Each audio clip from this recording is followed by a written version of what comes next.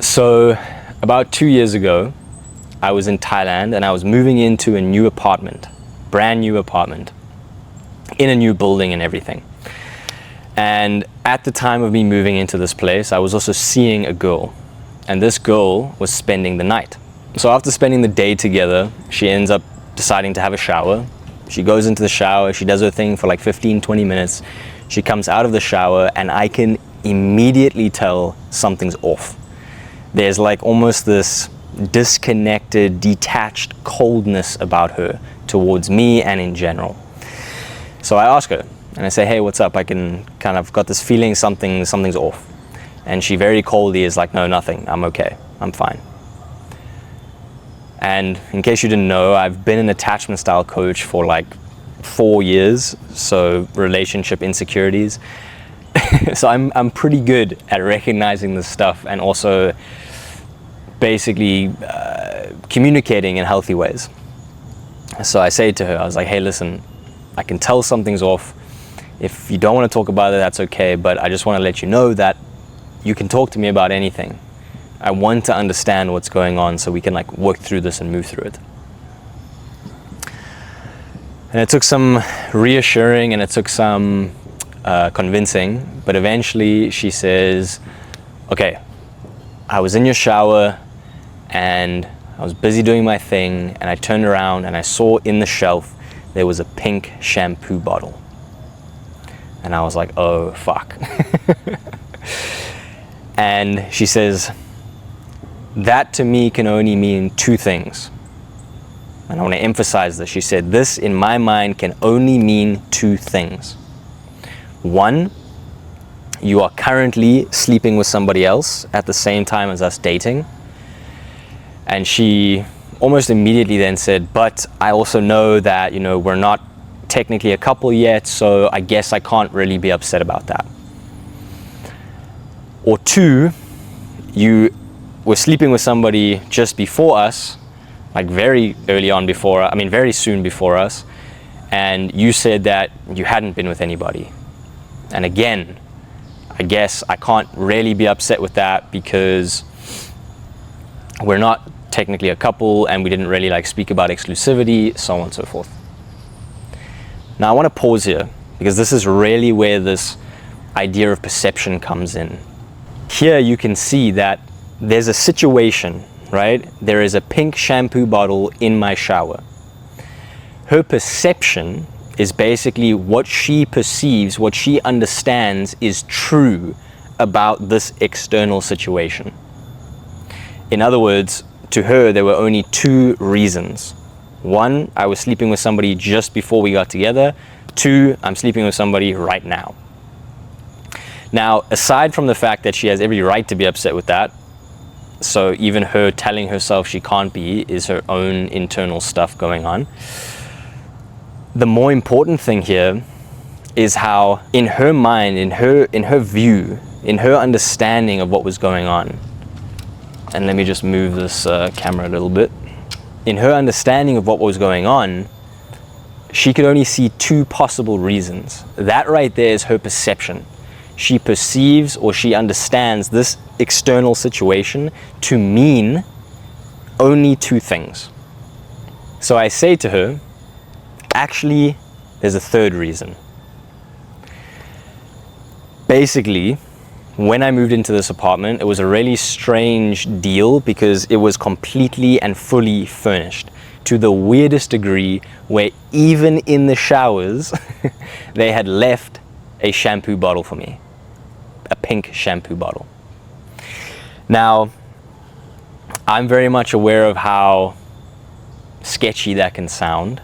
And I also understand that even if it isn't sketchy and even if it is the truth, that might sound kind of far-fetched for somebody in general, but especially somebody who has some internal wounds, conditioning, past experiences, or insecurities. Luckily, when I moved into this apartment, something I had done out of habit was like take a video of the place. So when I got home, I can like check it and see if I enjoyed it, kind of remind myself of what it was like. I had gone into this apartment with the realtors, the real estate agents, and I'd gone into the bathroom, and as I walk into the bathroom, I look into the shower, and you can see there on the shower in the video, there's the pink shampoo bottle. So I was lucky. I was lucky because I could show this, right? So there was the evidence of the proof, or proof of the actual fact of it. And then she understood, she believed me because there was proof. But the very important part is still part of her was unsure. Still part of her was concerned, weary. Now, I want to ask you to reflect on this. How could that be possible? How could it be possible that, first of all, even though I'm showing her the proof and the evidence, she is still uncertain. She is still not trusting me.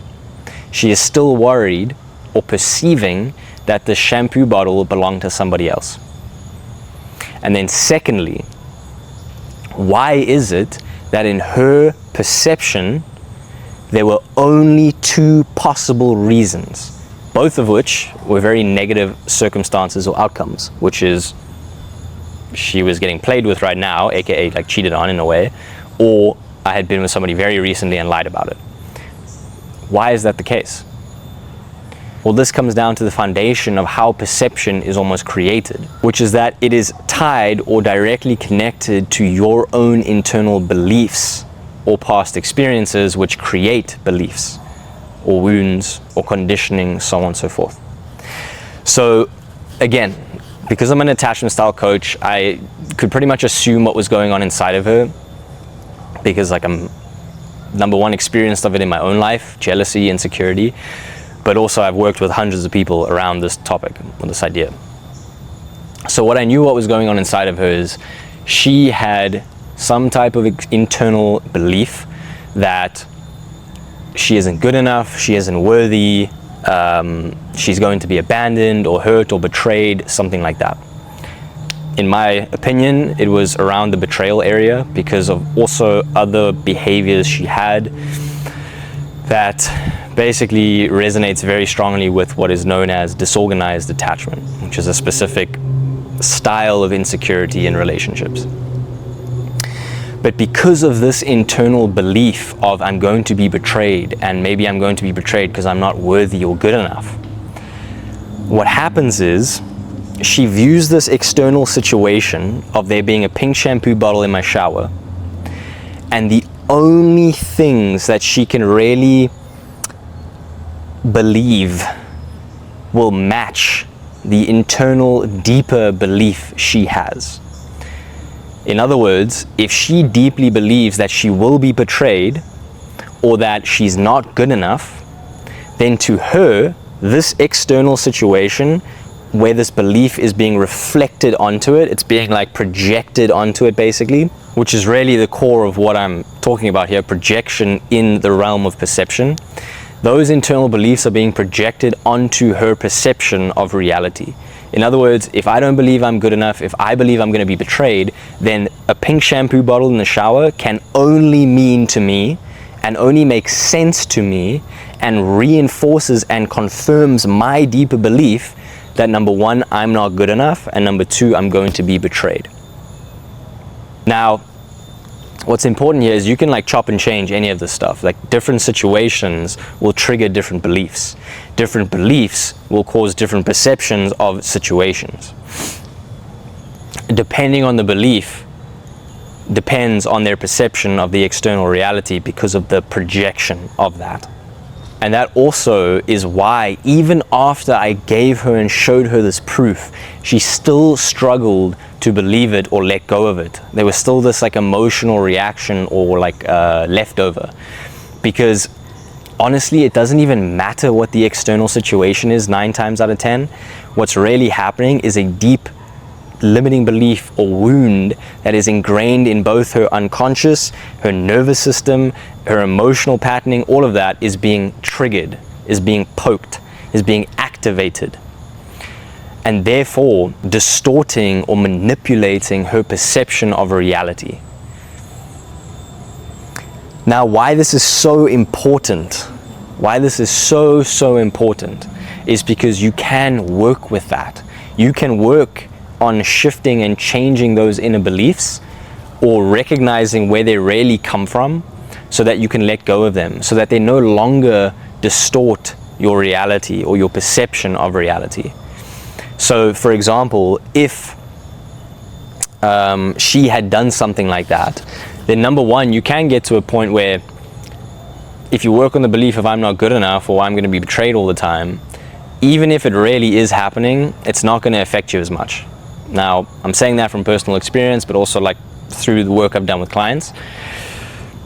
But more than that, at the very least, instead of that internal belief shifting your perception of reality and causing you to react in unhealthy ways, shutting down, closing off, reacting like very aggressively, accusing them, being extremely needy or clingy, things like that, it allows you to basically view the situation in a more healthy, grounded, clear sense.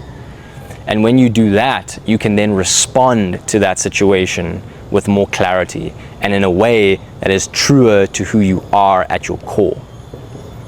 Because let me ask you this, if you're resonating with that girl and myself in the past, do you enjoy how you react in those situations? Do you enjoy how you assume everything to be terrible and negative and like bad? Does it feel true to who you are? My assumption is no. I know for me it wasn't. And that's why I worked on this. That's why I understood this idea.